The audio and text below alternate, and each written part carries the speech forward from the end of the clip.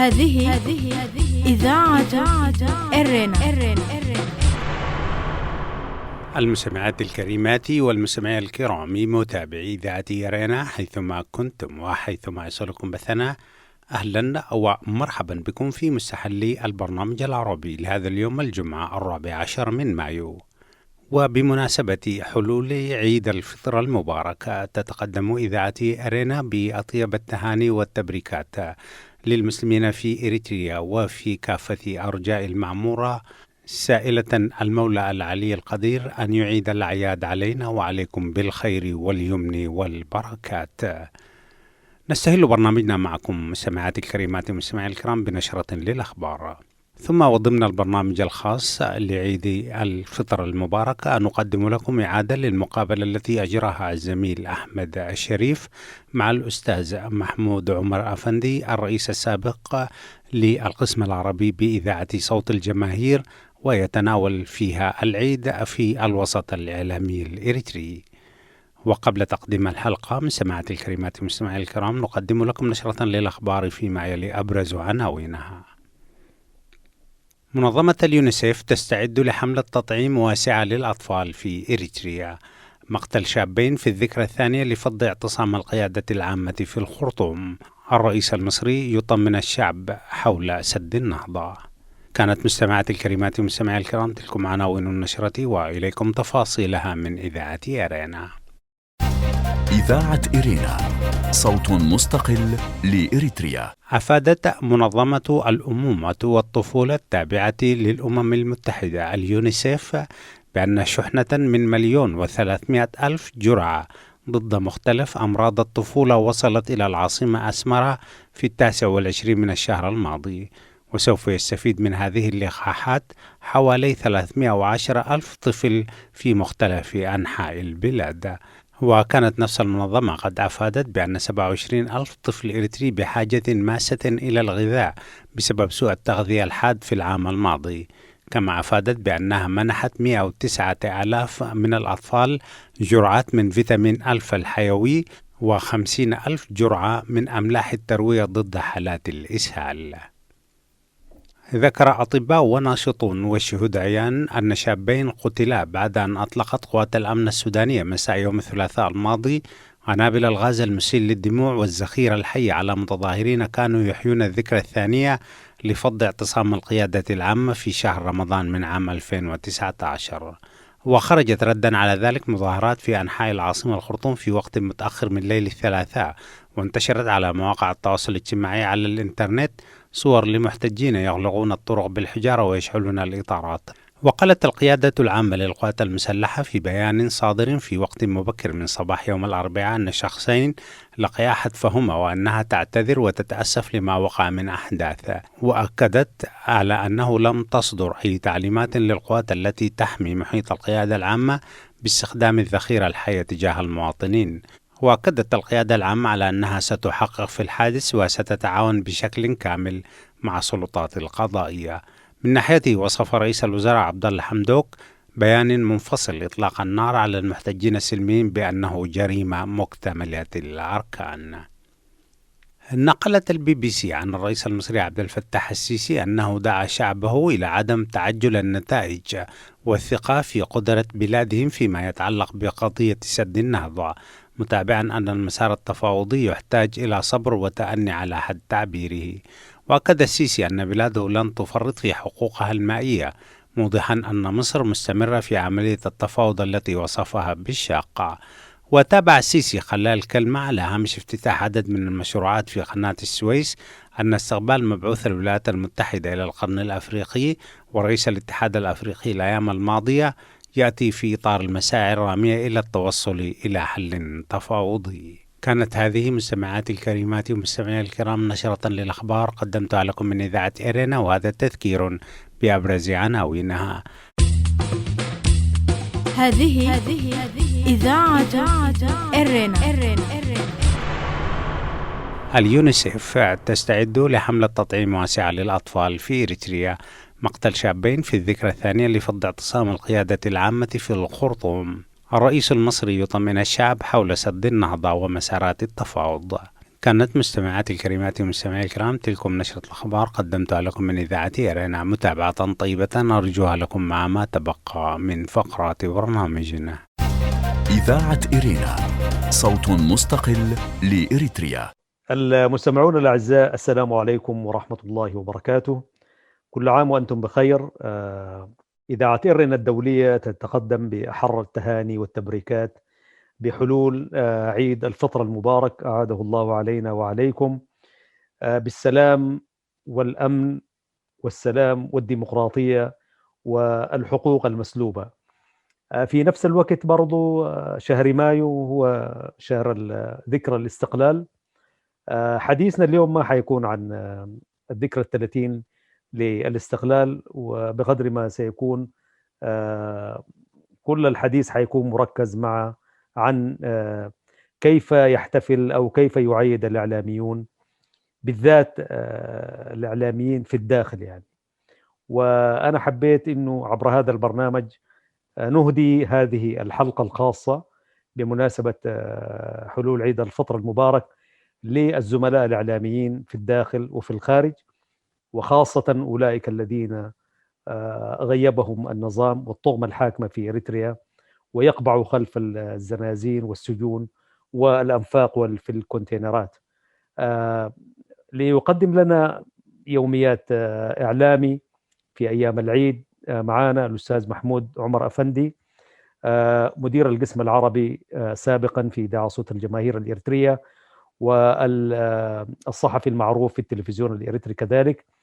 نلتقيه اليوم عبر تقنيات الزوم لإذاعة إيرينا الدولية. أستاذ أفندي، مرحب بك في إيرينا، وكل سنة وأنت طيب وعام خير وبركة إن شاء الله.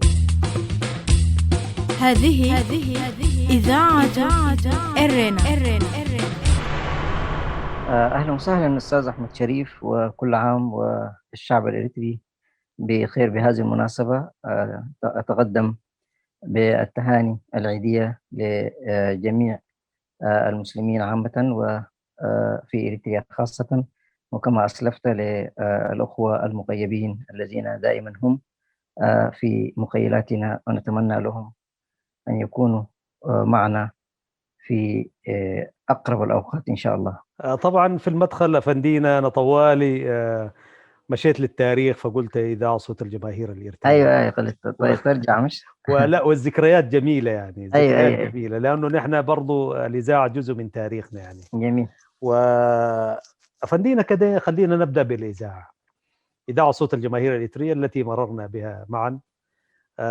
أدينا كده بالله يومياتكم وإنتوا في الإذاعة وفي التلفزيون وغيرها، بعدين حنعرج بشكل عام كيف بيحتفل الصحفي ومناسبة العيد. الناس مرتاحة وتسمع وتشوف البرامج، لكن الصحفي قبل العيد وأثناء العيد وبعد العيد يكون دائما منخرط. فابدلينا بالإذاعة وذكرياتك في أيام العيد في صوت الجماهير. هو تقريبا يا أحمد شريف المحور بتاع كيف نحتفل يمكن حنتحدث فيه فيما بعد، أو كيف تحتفل الدولة، ده موضوع تاني حيكون. أما بالنسبة للصحفي، وأنا أخص هنا الصحفي بالذات الصحفي العربي يعني باللغة العربية، أو الإذاعات أو الصحافة أو التلفزيون، الأقسام العربية. نعم. هنا بحكم القلة الموجودة دائما يكون الإنسان ما يستمتع بالعيد، لأنه قلة العدد يعني، قلة العدد الكادر. أيوة تؤدي إلى أنه الناس كلها تنزج في أنه من يستقبل منك يوم العيد من بث مباشر، أو أنت تكون خارج العاصمة في تغطية بتاع احتفال، أو تكون داخل الأحياء برضو أحيانا، أو مثلا تغطي الصلاة. فبالذات العيد الأضحى تكون عندك مثلا أضحية في البيت وأنت ما تكون موجود في البيت، أو مثلا تكون خارج المدينة، أنت من أهلك. مثلا نحن كنا في قردات، في إخواننا في كرن، في إخواننا في مصوع، في قندع، في مناطق المختلفة، في المدن المختلفة. فهؤلاء الناس كانوا دائما في الأعياد بدل ما هم يعيدوا مثلهم مثل الآخرين، كانوا يعني كده شبه محرومين من حتة إنه حضور اليوم الأول أو اليوم الثاني، أو مثلا قد لا قد ينتهي العيد وهو في أسمرة. ومع ده كله زي ما تعرف إنه هم ما موجودين مع أسرهم الصغيرة، ربما بحكم الظروف، أنت تعرف الظروف نعم نعم. المادية، وقد لا يتمكن من إن الراتب لا يفي بسكنه لشخصه، ناهيك إنه يأجر بيت أو يكلف أو تغطي له التكلفة بتاع فيكون هو في المقر وأسرته في مدينة أسرته في ثانية. مكان تاني. فدي كل الإشكالات يعني تخلي دائما أنت لما يجي العيد أو حتى الأعياد الثانية لما تجي، ديك برضو الأعياد ديك برضو عندها مآلاتها، لكن الأعياد الدينية حقنا دائما أنت تتخوف منها. ودي أنا أعزيها لشيء واحد، اللي هو يخلينا إحنا ذاته يقتل فيك روح الإبداع. ليش؟ لأنه دائما نحن كان في الأقسام العربية واتدمرت الأقسام العربية مع التوجه الموجود، إنه كونه يشيلوا منك برنامج أنت ترتاح، يعني ترتاح من ناحية لأنه الأعباء عليك كبيرة والمستحقات اللي بتاخدها أقل، يعني ما بتفي بقرض، فبالتالي أنت ترتاح. لكن بالمقابل أنت قاعد يعني تدمر جانب موجود. مثلا الناس تطمح انه اذاعه عربيه تتقدم، وناس دار تسمع، وناس دار تثقف عن طريقه وحقيقه الرواد العربيه على قلتنا كنا نقدم يعني ما اقل من الدول المجاوره، وكثير من الناس يجوا كانوا يشهدوا بالاعمال حقنا، لانه نحن ما كان عندنا اللغه مثلا لكنه مثلا خاصه ببلد او مثلا. فكانت اللغه العربيه كانت لغة، ويعني إلى حد ما كان الناس تجيد إذا كانت قراءة الأخبار أو البرامج.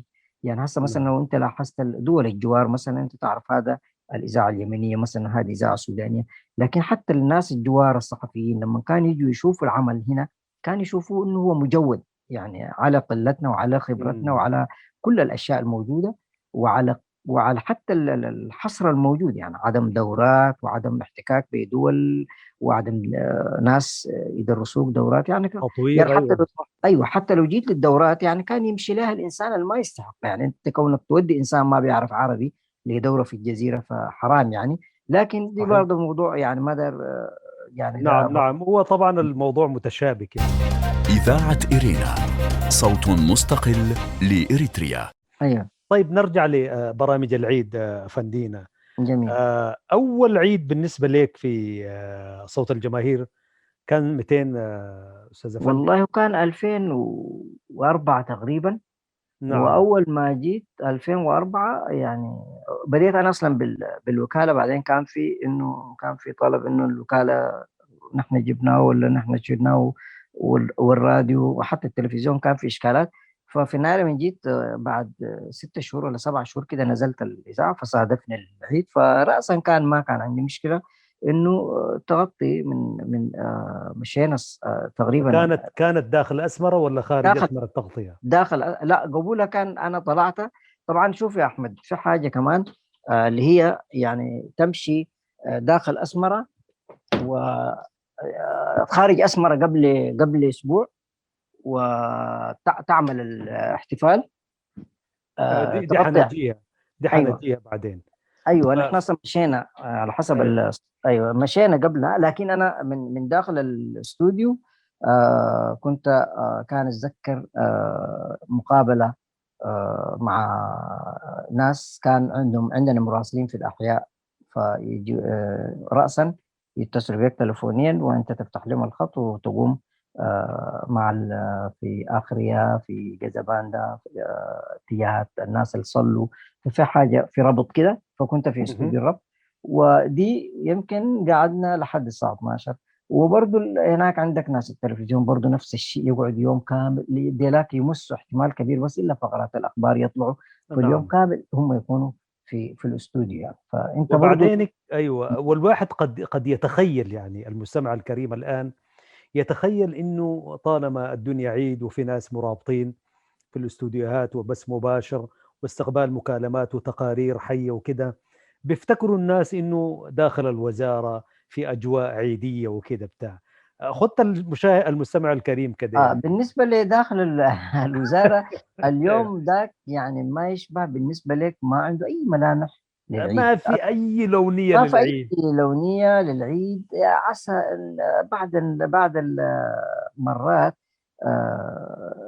يعني تلقى الوزارة ذات فاضية، يعني لأنه الناس ما بتجي اليوم ذاك، لأنه بحكم إجازة رسمية هي، فما تجي. فأنت تجي وحتى ما يخصصوا لك اليوم ذاك. أنت مثلا أنت يعني بعيد من البيت، ومفروض على الأقل يعيشوك في جو عيدي، على الأقل مثلا وجبة، على الأقل قاعدة، على الأقل فأنت مرات وللأسف الشديد يكون عازمين بعض الناس، يعني أو مثلا عازمين فرقة للتلفزيون مثلا تكون شغالة لايف، يكون عندهم مخصصين لهم برنامج، وانت زيك وزي اي ضيف تجي وتشيل لك في الكافتيريا الشيء البسيط المخصص، اللي هو يمكن ما يتجاوز السندوتشات المعروفة ديك. واليوم ذاك انت تقعد وتجي مهلهل وفتران، وتمشي تمشي السكن، وانت رجل برضو معظمهم كانوا الوقت ذاك، معظم الناس يعني ما متزوجين عزاب وكده.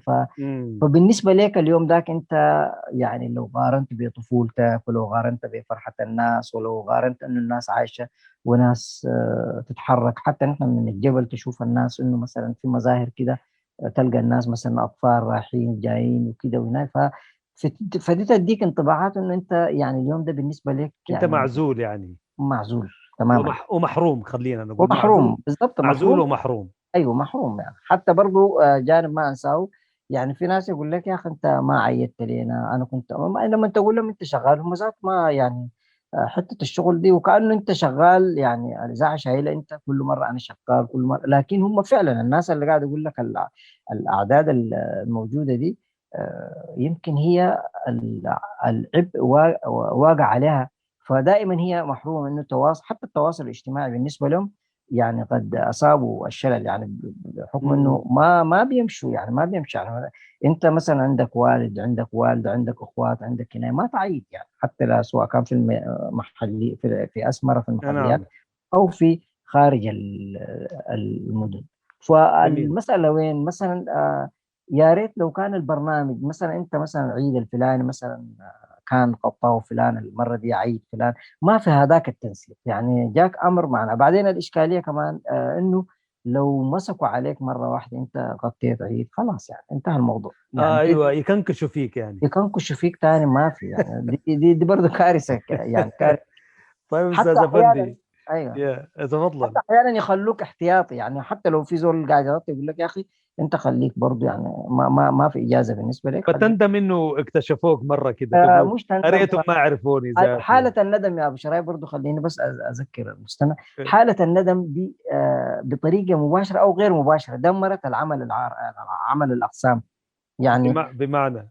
بمعنى إنه مثلا لما يشيلوا منك برنامج، أو لما أنت تقلل من أدائك فتلقائيا هم هسه الإدارات أصلا حسب البرامج الموجهة إنه ما دايرين اقسام تمشي في العربي. لو لاحظت انت مثلا في مم. التلفزيون الرياضه شالوها، قالوا في رياضه ما مشكله، رياضه اصلا زي في الجزيره من الناس تشوف قنوات عربيه رياضه يشيلوها، بتاع الرياضه طوال يرتاح يقول الحمد لله ذات شالوا مني نعم نعم.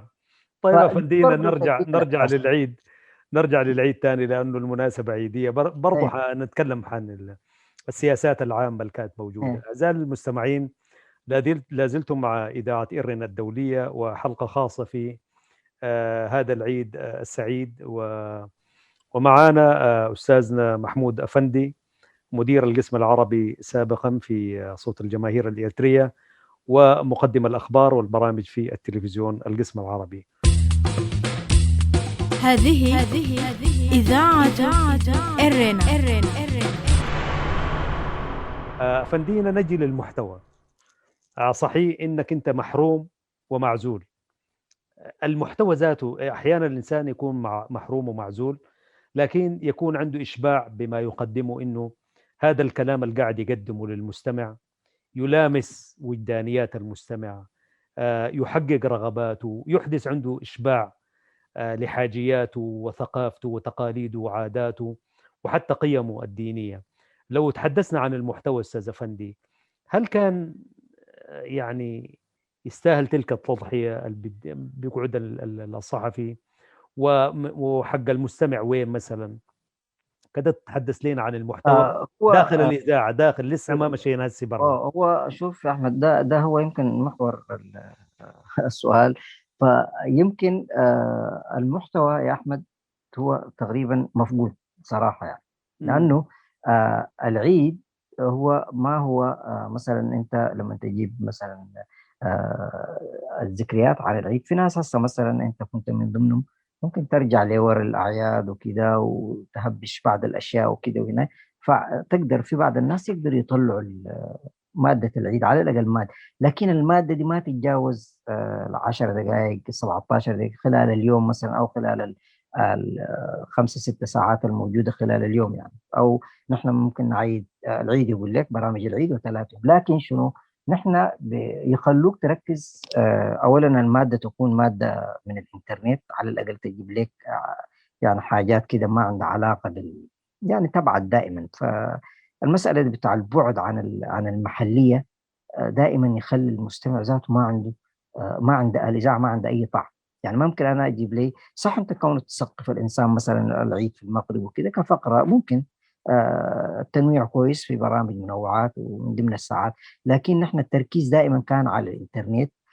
الصحفي هنا يشوف نفسه أنه هو مخرج، بدل ما يبذل جهد ولا بدل هنا، دي من الأشياء اللي كانت العجز برضو اللي كان موجود من يعني المانع شنو هسه بالمنطق كده، بالنسبة بعيد عن السياسة، المانع شنو أستاذ أفندي؟ أيوة بعيد برنامج خاص تجيب تجيب أيوة. زول متدين شيخ أيوة. أو طالب في المعاهد ويتحدث عن الدين. هنا يا أحمد أو في توجس إنه أنت أولا صراحة كده لما أنت تجيب مش شيخ، لما دار تعمل مقابلة بتاع أي مقابلة عادية حتى الفنان يعني، ولو إنه الفنان ممكن في بلدنا مسموح له إنه يعمل مقابلة في أي لحظة، لكن حتى الفنان ده أنت تقول يا أخي أنا داير أسوي قبل فترة، أنت تشعر المدير القسم أو مدير الإذاعة تشعره، تقول له يا أخي أنا حأسوي فلان، ممكن يقول لك الرقابة القبلية. أيوة الرقابة. فأنت هنا يعني اوريدي انت عارف نفسك انه فلان ده ما حيقبلوه. في ناس نحن انه انت او كمان انا عن نفسي اقول يا اخي ما اجيب فلان ده، اجيب له اشكال معين مثلا قد يخطئ، او مثلا لانه حته رجل الدين دي فيها بين مزدوجتين، فيها زي ما يقولوا مثلا انت قاعد تجيبه في تجيب نفسك ونفسه في زاويه ضيقه، خطورة عليك وعليه، خطوره عليه وعليك. فالناس تتهرب من حته المساله العوده الى رجل الدين او والمناسبة هي دينية.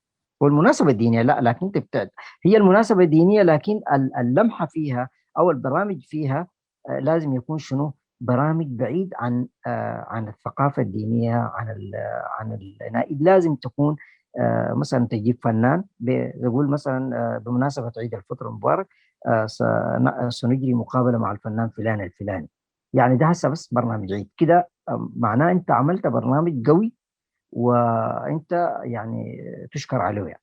نعم.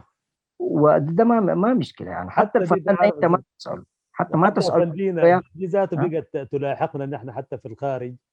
أيوه. متاثرين بالعقليه القديمه ديك. أيوه. وبرضه نجيب الفنانين ونجيب اللي هنا يعني حتى في اعلام الخارج الموجود.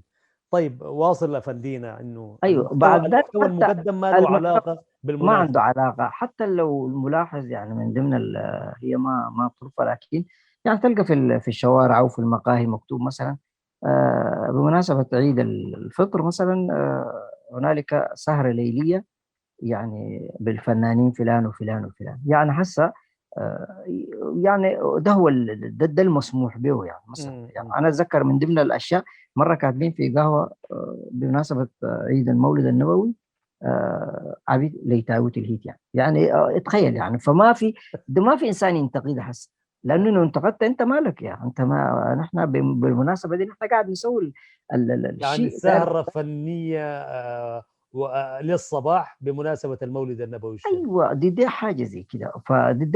ده العيد. مثلا هسه نحن نسافر عشان نعمل تغطيه في خارج المدن، مثلا قد تمشي نقفه، قد تمشي دائما الاعياد نحن نمشي قبل العيد باسبوع، نمشي مدينه معينه يكون اذاعه وتلفزيون. اذاعه وتلفزيون. اخترنا بانه نمشي ونعمل تغطيه هناك فتجي ناس المدينه صايمين بالمساء بعد الفتره مجبرين يجوا في رمضان في العشر الاواخر.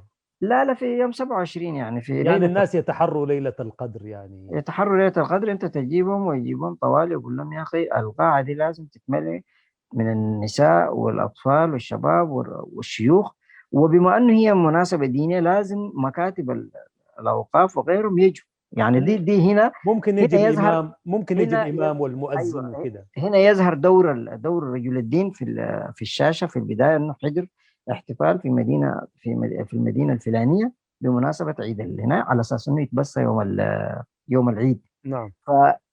فتلقى الناس مشمئزه ومجبوره جايه هناك. ونحن احيانا يعني نقدم بدايه، انا عن نفسي مثلا تقدم بدايه تعمل مقدمه وتطلع وتجي نهايه الحفله تعمل الخاتمه، او لو نادوك في النص تعمل المداخله. فبنقعد مع الناس زي ديل. يعني انا من الاشياء ما تزحني ذاكرتي لحد الان. مره قالوا في مسوع، قالوا يا اخي الناس ديل ما حيجوكم اذا سويتوها في القاعه، الناس دي حتمشي منكم. فالحل شنو؟ حتمشي وين؟ حتمشي ما هو بس اول ما الفنان يطلع كده وبعد 5 دقائق الناس تقول العشاء وتمشي بيوتها. هذا يصلي العشاء والتراويح وكده. ايوه التراويح وكده. او مثلا انا مثلا داير اشوف ولدي، او مثلا مسيته كده، او بواحد 10 5 الغاء حتفدي. وهنا طبعا انت تعرف التصوير يا احمد، لو الكراسي فاضيه طبعا يدي انطباع ويدي حتى للمصور، بغض النظر عن ايجابيه الحفله ولا سلبيتها، انه انت ما ممكن تصور لك كراسي فاضيه في النهايه يعني. فشوف التفكير العقيم، ركبونا باخره وودونا وسط البحر يعني. برجال الدين البحر امامكم والبحر خلفكم. ايوه يعني ما في طريق، جزيره يعني مقفوله. جزيره مقفوله، والمركب ذاته انت لو نطيت وقعت في المويه، حتى لو تعرف تعوم ذاته يمكن احتمال في البر يعني بالليل ويلتهمك يمكن في وسط البحر يعني نحن ابتعدنا من قريب 8 ولا 10 كيلو من الشاطئ بتاع ومعاكم الشيوخ طبعا ما حتى الشيوخ حتى لا يخرجوا من في بدايات الحفل، يعني عندما يرون الهجيج والقناء وغيره، فهم يقولوا حاصل تحصيل انه حضروا الحفل ويطلعوا. لكن دي لما اكتشفوا انه عملوها علينا داخل البحر. اما في المدن الثانيه يحيطوا القاعه بانه ما في الجو المناسبه دي يعني الناس تتحرى ليله القدر ايوه فهنا تتحرى ليله مليئه بالصخب وانت تتحرى الفنان حيغني تتحرى ايوه. فهنا دي يعني انت عارف الناس يعني بعدين في اشكاليه بتاع عقليه بتاعنا يا اخي. انت يوم العيد ده ممكن تعملوا عامل تغطيه لسلاء، انقله مباشره، انقله للاسف الشديد هم بينقلوا حاجات ثانيه مباشر. يعني انا ما ادري ليش يحصروا الناس يعني في 3 ساعات كده عشان يقولوا يعني حاصل تحصيل زي ما يقول يعني. فما عنده مضمون يعني. فانت مضمونه لو كان غناء ومضمونه رقيص هو نحن لسنا ضد الغناء طبعا. العيد ما فيه فرح. لا ما هو فرح، لكن برضو انت اهتم ما فيه يعني انت بعد المناسبه ذات اديها حقها. ايوه ما انت ما فيه على الاقل في اشياء توحي انه هنا عيد. لكن العيد مثلا انت اعمله اذا كان انت عامل جاي المدينه، غطي لها الصلاه، غطي لها التحركات بتاع الاطفال، غطي ادي انت داخل المدينه صور المظاهر بتاع العيد، ثم سوي حفلتك. يعني ما في اللي يجي الحفله يجي واللي ما يجي ما يجي، وعادي جدا يعني ما فيها. وده كان منسحب على المناسبات الدينيه للطائفتين، المسلمين والمسيحيين حتى برضه نفس الشيء. نفس الشيء، لانه حتى هم كان يحتجوا يعني أنا أتذكر في غص يعني جاء في فنانة كان لابسة بتكلم معانا يعني قال ده إيش يعني القس مش الكلام. كده؟ أيوة قسوة في اللهم في خير. مناسبة دينية. في مناسبة دينية، أيوة، اللي هي كانت عيد فاسكة. الفصح، أيوة، ايوه. الفصح. فقال كيف يعني نحن يعني كانت لابسة وفعلا اتكلم يعني هنا بعض الناس لما طبعا الغشي وكده هنا الغص أقصد، نعم. فأثرت بعض الناس وكده هنا، فمشت طبعا هم الفنانين زي ما تعرف يجيوا شنطة كاملة يجوا في الآخر النايدة الثاني ما تخش بها، كان إنه أغنيتين، الأغنية الثانية كانت دار تقدمها، فمشت لبست هنا فستان طويل وكده، وكلموا الفنانات وكده. ده كمان شنو حسا مش ده من غير قرار. طبعا غير الشراب والبلاوي. هذا موجود حتى في احتفالات رمضان وكده. كنا نحذر انه ما يخطوا قدامهم يعني حتى لا يتصور، يعني احنا قاعد نصور يا جماعه، احنا ما ممكن دي مناسبه عيد وكده، فتحت الكراسي تلقى الدواهي يعني. فكانت الاشكاليه دي هنا يعني ايوه. ف... فحتى الاحترام التقييم للمساله بتاع العيد ما كان عندها يعني عندها طعم كده بتاع يعني نحن عندنا عيد يعني هسه مثلا الأعياد كيف تعيد، يعني عندنا عدة برامج ممكن من العيد أنت تطلع يعني ممكن تمشي.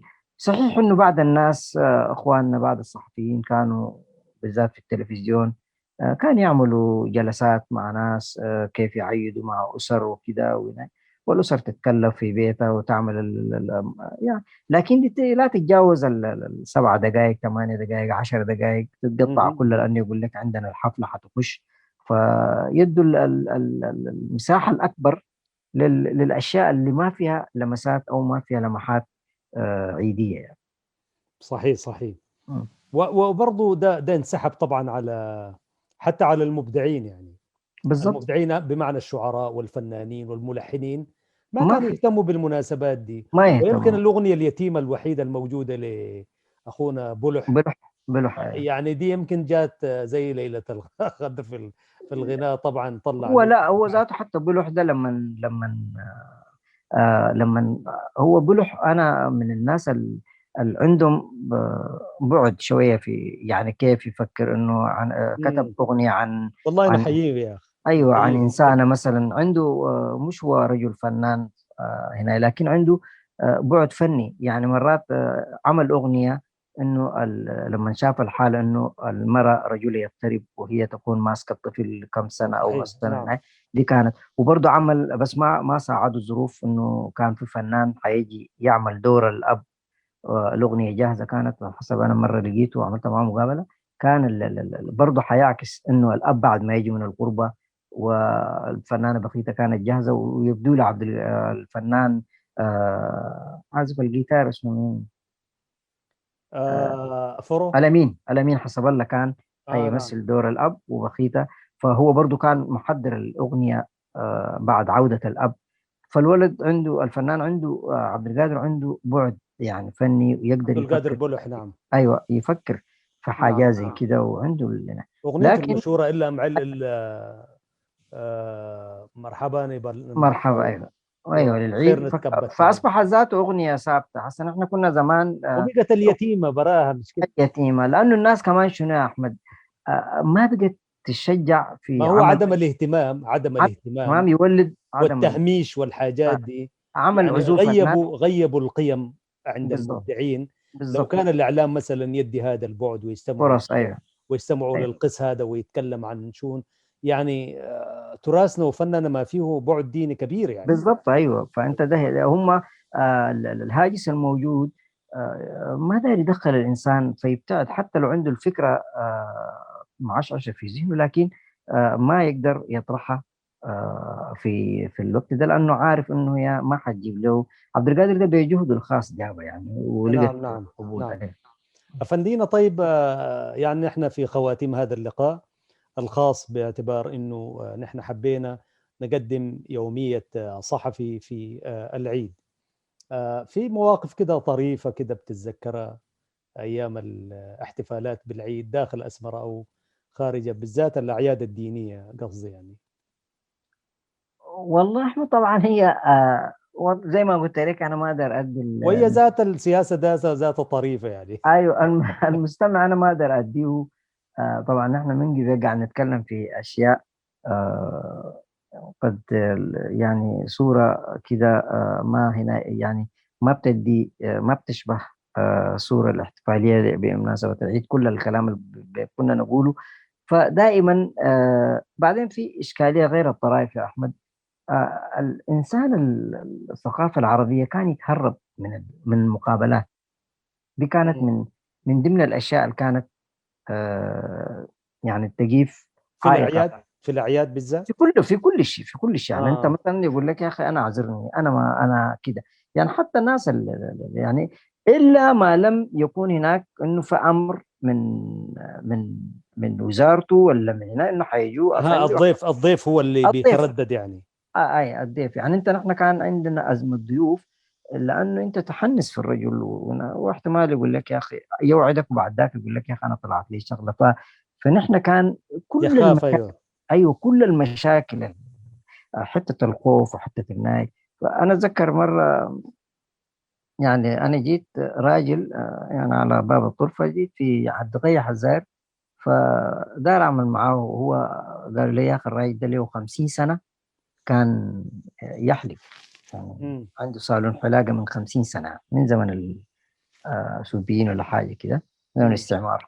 فجيته قلت له يا حاج، قالوا لي كده وإن شاء الله أنا حسوي معاك مقابلة بالذات أنتوا في الأعياد وحتشتغل. يتحدث عن ذكرياته ذكرياته بالذات في أيام وخبرته، ايوه. العيد. أيوة في أيام أنا ما داير أربط الحدث مع العيد كده، إنه صحيح، أيام لانه العيد الناس لازم بتحلق في العيد وكده. بتحلق كثير وتلقى فيها بعض الطرائف شنو اللي تواجهك شنو. يعني بس حلاقين الناس يقفوا لهم صفوف زمان. ايوه الناس هاي وكيف يجوك الاباء والاطفال ومن الاشياء، يعني داير اطلع منها حاجه بصوره للتوحي انه هي صوره عيديه مع حلاق مثلا. مهم. فالراجل قال لي اسئلته وريته انا بعد اديته المضمون بتاع هناك، المحاور. فقال لي خلاص اكمل الشخص ده وانا بنقعد كده وان شاء الله. فانا مشيت شربت الشاي وجيت رجعت له. ف... فلما جيت اتذكر من ضمن الطرائف والله يا ابني لقيت قال لا، لقيته قافل ولا حاجه؟ لا فاتح استناني جنب اوكي. قلت لها يا شيخنا هنقفل ونمشي القهوه دي نعمل مقابله. والله قال لي يا ابني الموضوع يبدو لي يتعلق بالضرائب، قال لي. ف... فقلت له شنو علاقه الضرائب وانا جايك؟ قلت انا داير اسوي مقابله، يعني ما داير انا ما جاي لي انا ما مسؤول ضرائب ولا لا قال لي بس انت يعني اكفيني شر الراديو هذا واسف انا قبل. فالظاهر كان في لا، نفرين ايوه. اللي كان يحلقوا قاموا شوشروا له الفكره، قال له قالوا يا له اخي المقابله الراجل دي ده انت حتتكلم ايوه الراجل وحيعرفوا ده دخلك وحيعرف. حتتكلم حيعرفوا دخلك وحيعرفوا انه انت ذاتك ما كنت عارف 50 سنه مين كيف عرف و50 سنه دخلت قروش وحتى الدوله ذاته هناك، ما انت لو تبيع حبابات ساكت ولا تبيع لك فنجان فول هي مطارداك. فبالتالي الراجل اثر ده رجعي ممكن يقول لي يمكن ادفع. يعمل له لجنه تمكين ولا حاجه. فهو قال يعني احسن انا الرجل ده اعتذر به وقال لي يا ابني انا اسقيك شاهي وتفطر ومن هنا اتوكل انا اعزمك شاي. قال لا قلت انا ما عايز شاي، بس انا كنت عايز مقابله معك واذا ما رفضت الفكره خلاص ما في انا ما اضغطك، بس انا كنت يعني تجربتك ودنيا عيد وكذا. لا قال لي بس اسمح لي. ف... فمرات تلقى ايوه، هي مش نعم، نعم. مواقف لكن مواقف مش هي فعلا محرجه. يعني مواقف او يعني محطات كده فعلا تخليك انت، يعني انت ذاتك كصحفي انت ما ذاتك عندك يعني حاجه، ايوه، انت رتبت امورك. تحس نفسك انه انت في نفس خلاص. الوقت ايوه، يعني لما يقول لك ما تكلم، وفي نفس الوقت ترجع لنفسك وتقول ايوه ليه ما، لانه ما في الدنيا اعلامي يفتح له مايك اي مجتمع يحبوا يتكلموا فيه الا لا المجتمع الاريتري. الا مجتمع اريتري بس مجتمعنا لانه خايف يقول لك يا زول ما لكم. دي المسألة اللي كانت أيوة. الموجودة.